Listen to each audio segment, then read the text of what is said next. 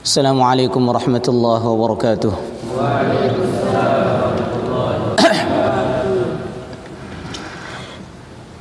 Nahmaduhu wa nusalli wa nusallimu ala rasulihil karim, amma ba'd. Subhanaka la ilma lana illa ma 'allamtana innaka antal alimul hakim.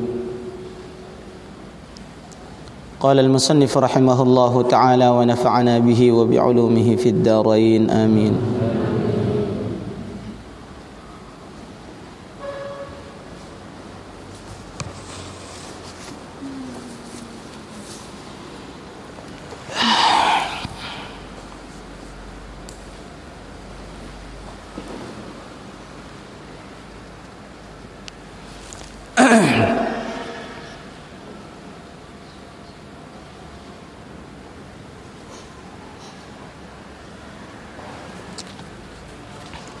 Lanjutkan kemarin, sawabu talabil ilmi wa ta'limihi liwajhillahi azza wa jal. Pahala menuntut ilmu dan mengajarkan ilmu liwajhillahi azza wa jal, semata-mata mencari ridha Allah Subhanahu wa taala.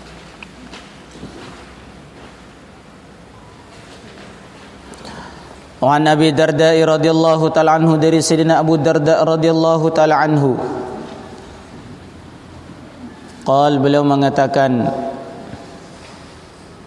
sami'tu Rasulullah sallallahu alaihi wasallam, saya mendengar Rasulullah sallallahu alaihi wasallam yaqul, beliau bersabda, man barang siapa ghada, yang dia berangkat pagi-pagi, yuridul ilma, untuk mendapatkan ilmu, yang dia kehendaki ilmu, yata'allamuhu, untuk mempelajarinya, lillahi, karena Allah, fataha, maka akan membukakan Allahu, Allah lahu, bagi dia, baban, satu pintu, ilal jannati, menuju ke surga, wa farasad, dan akan menghamparkan lahu, untuk dia, al malaikatu, para malaikat-malaikat, aknafaha, sayap-sayapnya, wa sallat, dan akan membacakan salawat. Maknanya kalau membacakan salawat untuk para malaikat itu mendoakan. Jadi malaikat akan mendoakan untuk dia.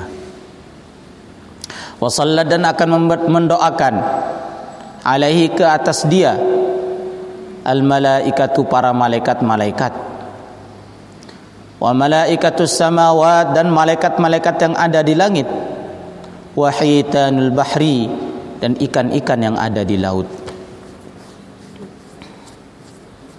walil alimi, dan bagi orang yang alim, minal fadli, daripada keutamaan, alal abidi, ke atas orang-orang ahli ibadah, kal qamari, seperti keutamaannya bulan, lailatul badri, pada malam bulan purnama, ala asghari kawakibin, di atas sekecil-kecilnya bintang, fis samai, yang ada di langit. Wal ulama'u, sedangkan ulama, para ulama, warasatul anbiya, mereka adalah pewarisnya para nabi. Ala, ingatlah, innal anbiya, sesungguhnya para nabi, lam yuwarrithu, mereka tidak mewariskan dinaron, uang dinar, wala dirhaman, dan uang dirham, walakinnahum, akan tetapi mereka, jadi maknanya mereka tidak mewariskan harta benda, tidak mewariskan uang, tidak mewariskan jabatan, walakinnahum, akan tetapi para nabi alaihi wassalatu wassalam, wurithu, mereka mewariskan al-ilma, ilmu, faman, maka barang siapa, akhadahu, mengambil ilmu, akhadha, maka dia telah mengambil, bihafzihi, dengan bagiannya, wa mautul alimi, dan meninggalnya seorang yang alim, orang yang paham agama, musibatun adalah satu musibah, la tujbaru, tidak akan pernah bisa ditambal. Meninggalnya satu orang alim, maka itu adalah musibah yang tidak akan pernah bisa ditambal sampai hari kiamat. Maknanya apa kata ulama? Maknanya kalau meninggalnya orang alim itu, setiap orang alim meninggal, di situ mereka punya pemahaman agama yang tidak dipahamkan kepada orang alim yang lain. Jadi meninggalnya satu orang alim berarti beberapa ilmu agama itu sudah terkubur bersama mereka. Dalam satu hadis dikatakan, al-ilmu sayuqbadu wa qabduhu bimautil ulama. Ilmu itu akan diangkat. Jadi ilmu agama itu akan diangkat dari muka bumi. Bentuk pengangkatan ilmu itu bagaimana? Bentuk pengangkatan ilmu agama itu bagaimana? Ulama menjelaskan dan Nabi mengatakan, aqabduhu bimautil ulama. Bentuk pengangkatan ilmu itu bukan ilmunya langsung diangkat ke langit gitu. Al-Quran diangkat ke langit, hadis-hadis diangkat ke langit, kitab-kitabnya para ulama-ulama salaf diangkat ke langit semua. Tidak. Tetapi bentuk pengangkatan ilmu itu adalah dengan diambilnya para ulama. Quran masih ada, ya kan? Kamu hari-hari baca Quran. Hadis-hadis kamu cari kutubus sittah itu masih banyak. Belum hadis-hadis yang lain, ribuan kitab-kitab hadis. Kamu ke perpustakaan itu, oh, kitab-kitab itu masih ribuan, masih ada sekarang. Tafsir itu ribuan. Satu tafsirnya Al-Imam Fakhrul Razi itu, tafsir Al-Kubra itu lebih 1 meter. Itu satu kitab tafsir itu, Masya Allah, kamu bisa baca itu seumur hidup. Alah, apalagi zaman sekarang itu HP aja, 1 juz saja nggak bisa di rumah. Kenapa sudah lalai dengan HP? Nah, ini bentuk pengangkatan ilmu. Meninggalnya orang-orang alim itu, orang-orang yang sungguh-sungguh untuk ilmu itu, mana ada lagi sekarang kayak Imam Syafi'i itu, kesemangatannya untuk ilmu, ya kan? Sekarang ini kalau sudah ngaji, tak ngantuk sudah. Kalau orang dulu itu nggak terkesan nih. Ada suatu cerita, ada seorang ulama dulu, ketika anaknya beliau mutalaah, tahu mutalaah, buka kitab pada malam hari. Memang sudah kebiasaannya para ulama itu buka kitab. Tiba-tiba anaknya itu minta air sama ibunya. Bu, saya minta air, haus katanya. Lagi mutalaah. Maka didengar oleh bapaknya, Inna lillahi wa inna ilaihi raji'un. Apa dia bilang? Minta air, lagi mutalaah. Dalam keturunanku itu enggak ada yang seperti itu. Mutalaah kok ingat minum, ingat makan, berarti ini enggak benar mutalaahnya nih. Maka istrinya bilang, "Ntar dulu," katanya. Ibunya bilang, "Ntar dulu kita kasih itu minum minyak dulu," katanya. Benar enggak? Benar. Akhirnya dites sama ibunya. Pas dia minta minum, disediakan minyak goreng depannya. Habis itu dia minum. Langsung bapaknya bilang, "Alhamdulillah." Jadi saking istighraqnya di dalam dia mengkaji ilmu agama, di dalam mutalaah, gak terasa. Jadi minyak goreng itu dianggap air biasa. Ada begitu. Yang istighraqnya orang sekarang itu bukan mutalaah. Istighraqnya orang sekarang itu main HP. Lihat anak-anak sekarang, ya kan? Ibunya manggil, "Nak," nggak dengar itu. Sibuk itu, apalagi game sekarang itu. Sudah istighraq sampai nggak dengar yang manggil itu siapa, nggak dengar. Nah, ini satu bentuk bahwa pengangkatan ilmu itu yang sudah mulai diangkat. Al-Quran masih ada, hadis-hadis masih ada, kitab-kitab besar-besar itu masih ada, nggak diangkat oleh Allah. Tetapi pemahaman ilmu agama itulah yang diangkat. Sehingga nanti kamu akan lihat, kata Rasulullah itu, banyak orang yang berfatwa tanpa adanya ilmu. Udah lihat kan? Kamu sekarang lihat HP itu, semua bicara tentang agama, kan? Nggak bisa baca kitab kuning, nggak bisa baca kitab yukrahu dukhulil kanisiyah katanya. Padahal jelas-jelas itu nahunya salah. Kenapa dukhuli? Kenapa dibaca jer? Padahal itu naibul fa'il itu. Dibaca apa naibul fa'il? Dibaca rofa. Itu isim yang dibaca rofa. Kenapa dibaca dukhuli?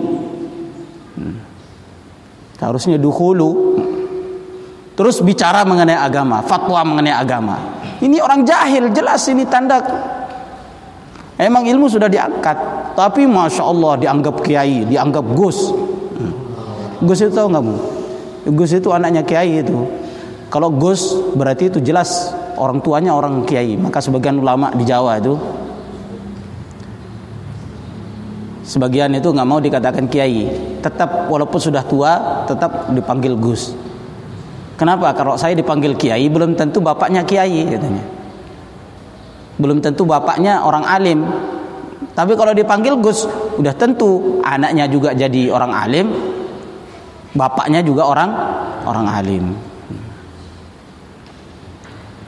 Nah, itulah bentuk pengangkatan ilmu itu, dengan meninggalnya orang-orang alim yang mukhlis itu. Orang-orang alim mukhlis itu sudah mulai berkurang. Banyak orang yang pintar, tapi pintar bicara, pintar retorika gitu, ya kan? Sehingga dapat uang banyak.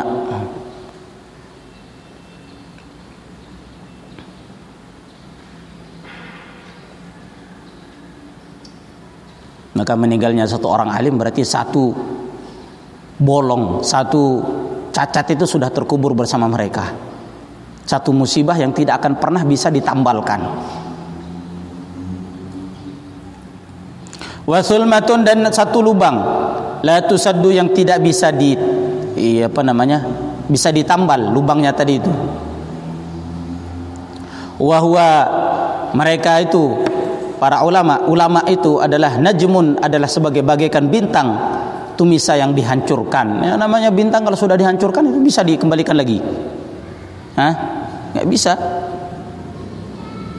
Makanya kamu sungguh-sungguh ngaji itu, sungguh-sungguh ngaji ilmu agama itu sungguh-sungguh. Kalau kamu udah nggak sungguh-sungguh, ini tanda sudah ilmu agama itu tambah hari tambah hilang, ya kan? Tambah hari ulama itu tambah banyak yang meninggal, sedangkan santri-santri sudah berkurang. Semangatnya orang belajar ilmu agama itu sudah berkurang. Lama-lama ya hilang juga ilmu itu. Walaupun Al-Quran masih ada. Ngaji Al-Quran buka terjemah, habis itu fatwa. Buka hadis Bukhari buka terjemah, tinggal buka Mbah Google. Gampang. Ngapain ngaji lama-lama bertahun-tahun gitu, ya kan? Kayak Imam Syafi'i orang Arab asli, tapi beliau belajar bahasa Arab aja itu bertahun-tahun, belum ngaji yang lain. Sedangkan kecerdasannya Imam Syafi'i itu sekali dengar langsung hafal. Bagaimana dengan kita? Nggak mau ngaji gitu, ngaji 6 tahun sudah perasaannya udah jadi orang alim besar, masya Allah, mengalahkan Imam Syafi'i. Apalagi sekarang ini ada Google dan sebagainya.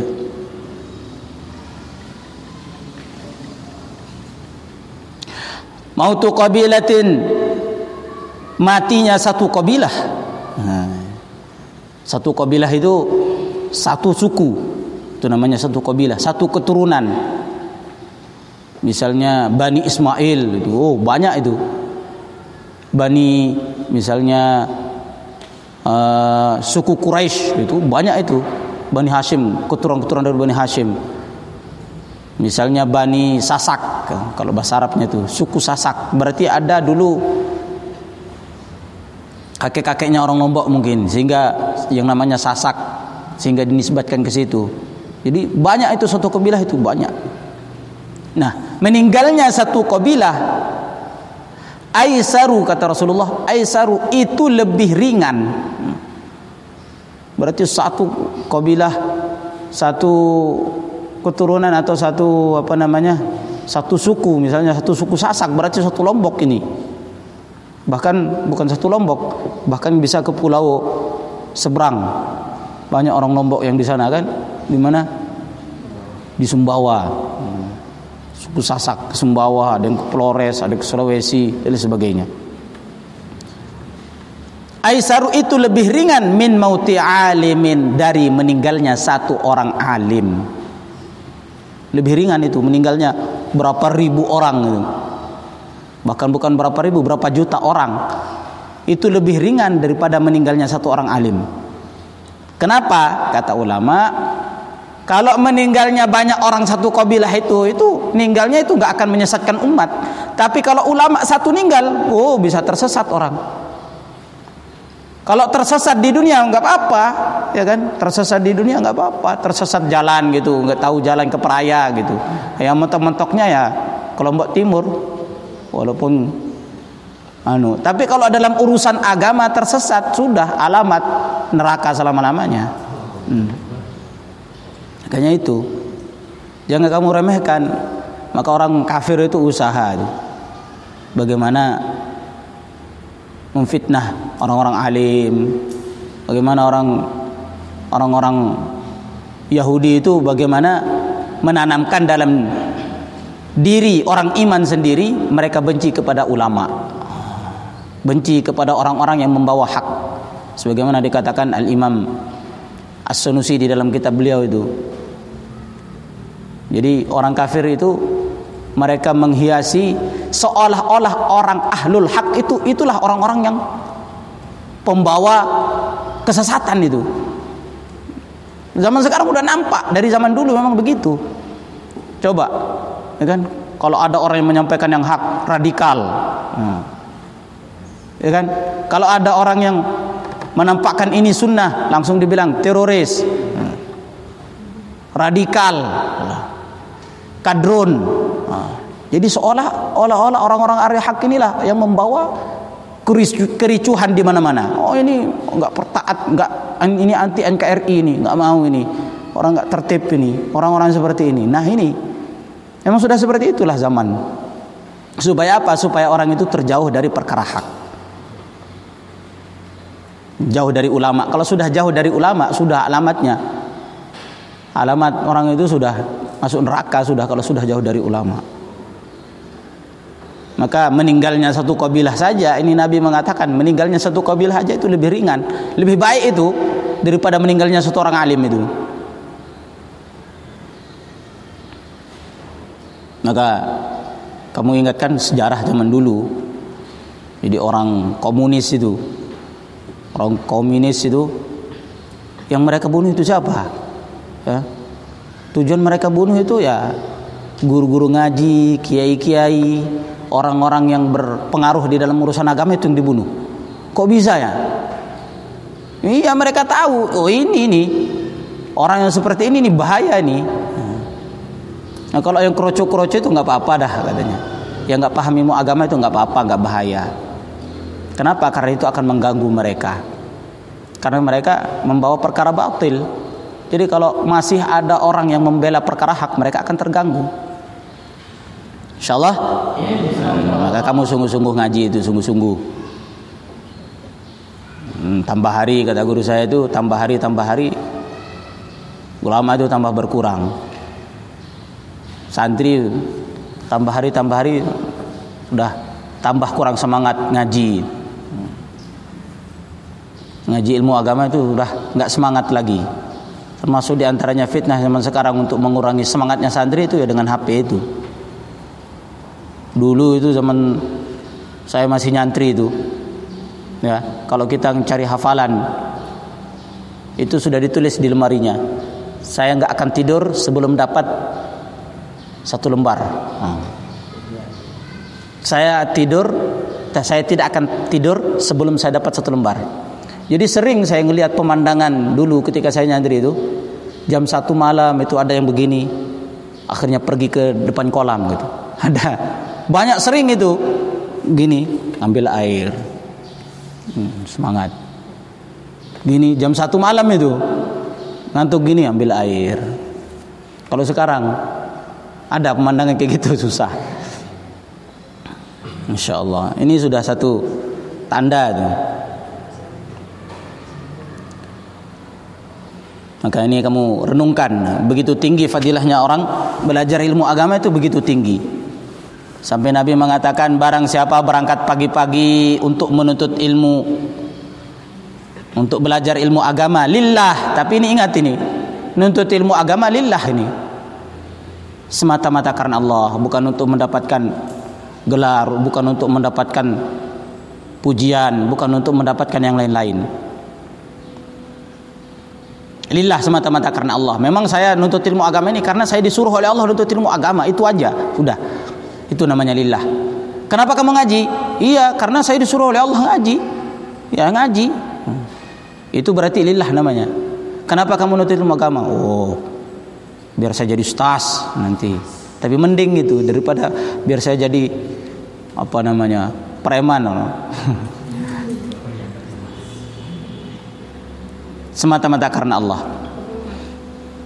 Maka Allah akan membukakan bagi dia satu pintu menuju ke surga. Jadi kamu dalam hadis lain itu, siapa yang melonggarkan langkahnya, memudahkan langkahnya menuju menuntut ilmu, maka Allah akan mudahkan langkahnya dia menuju ke surga. Jadi kamu belajar ilmu agama, berangkat dari rumah kamu untuk menuntut ilmu agama, itu sudah Allah Subhanahu wa taala buka pintu-pintu surga. Wa farashat lahul malaikatu aknafaha, dan malaikat-malaikat itu akan menghamparkan sayapnya. Enggak ada Ustaz. Itu tanah semua saya lihat itu. Bahkan kalau saya naik masjid itu kotor masjid kalau saya enggak pakai sendal. Nah, ini kita enggak bisa lihat. Kenapa? Karena mata kita ini masih banyak dosa. Kalau kamu nanti apa namanya sungguh-sungguh amal agama, taat kepada Allah, kadang-kadang ada orang yang diperlihatkan seperti ini.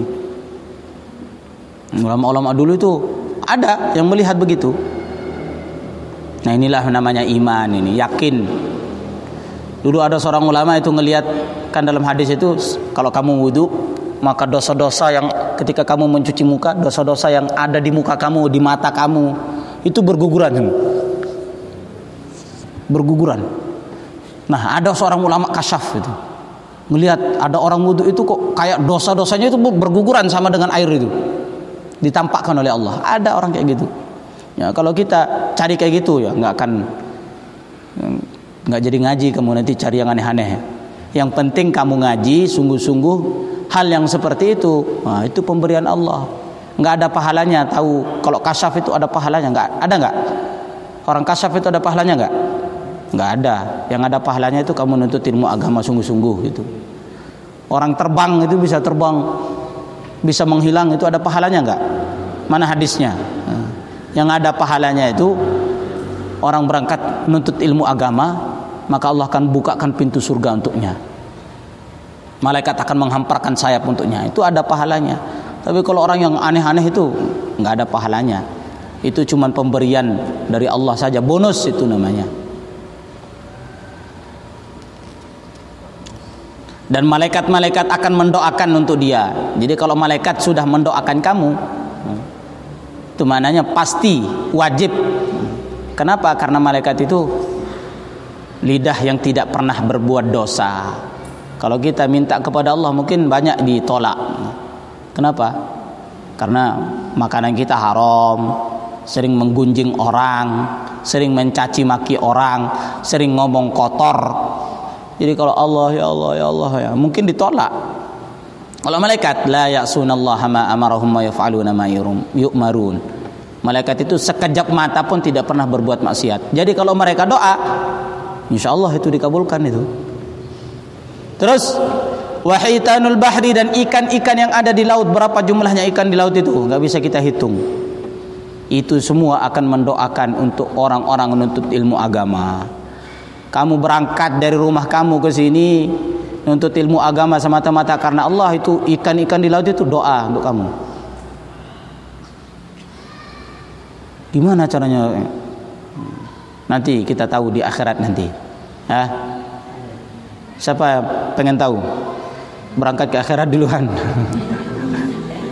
Dah insyaallah takrar.